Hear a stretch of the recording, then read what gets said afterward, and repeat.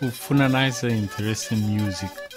I love Funana because different from Coladeira that talks about love and desperation.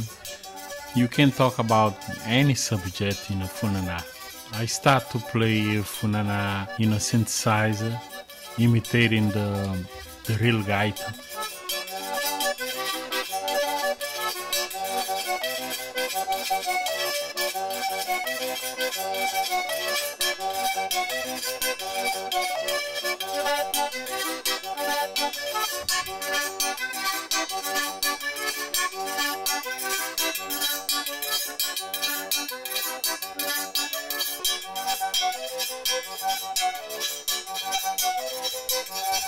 Musicians have used Funana to talk about problems in their community.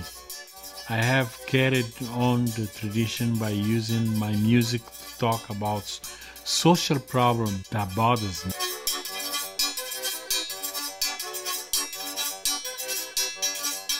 Some of my songs are about the problems I see in Verde.